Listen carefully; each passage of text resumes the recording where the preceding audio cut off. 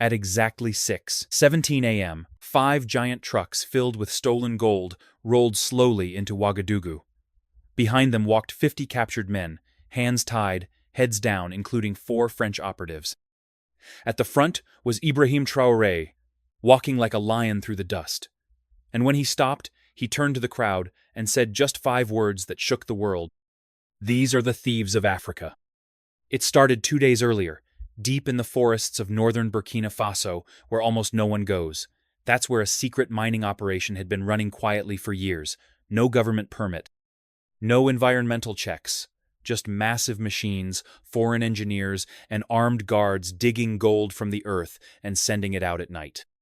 The villagers nearby had always felt something was wrong. They saw men coming and going at strange hours. They heard explosions underground. They noticed trucks moving at night but never returning.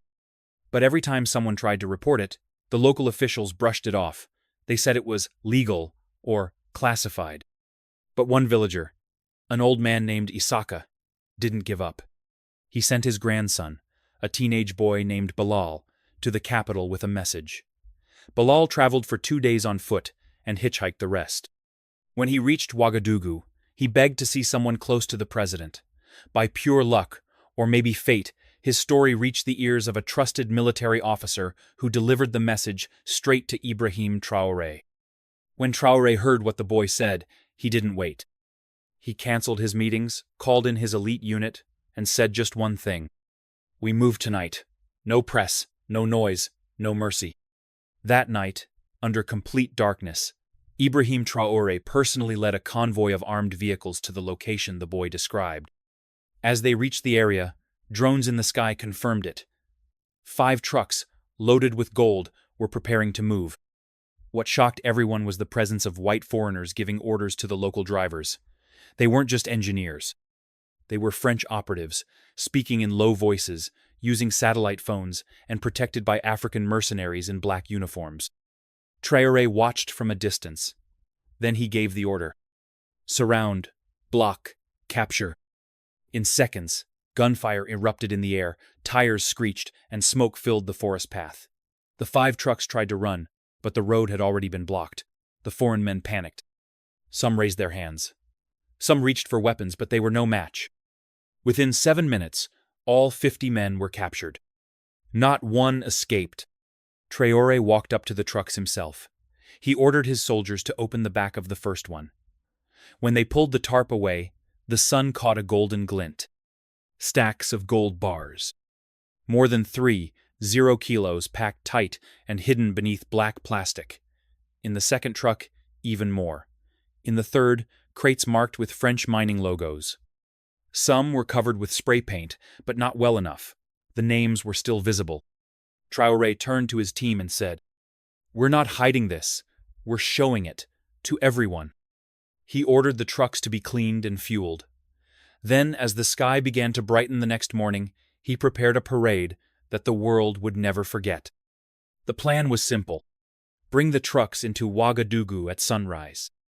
Walk the prisoners in front of them, and make sure every citizen saw what was being stolen from them.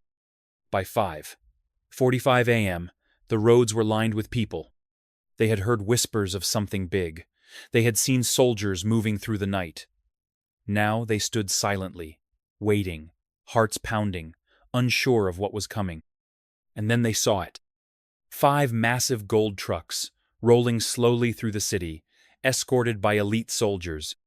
Behind them, 50 captured men, handcuffed, heads low.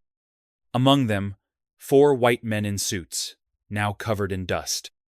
And at the front, walking alone with purpose, was President Ibrahim Traore. He said nothing at first. He just walked. The people stared in silence, and then the shouts began. "That's our gold. Look at them. The real thieves. Vive Traore." Phones came out. Drones flew overhead. Reporters ran to the scene, cameras shaking with emotion. Children climbed rooftops to see. Women cried. Men shouted in disbelief. When the convoy reached the National Assembly, Traore raised his hand, and the crowd fell silent. He climbed on top of one of the trucks, stood tall, and pointed to the gold behind him. Then he pointed to the prisoners. And he said, For years they have robbed us, in silence, in darkness, with fake contracts and corrupt officials. But today we shine the light. These men are not visitors. They are not partners. They are thieves. Gasps echoed. The Frenchmen looked down, ashamed. The ministers behind the scenes, watching from their homes and offices, went cold with fear. Traore continued.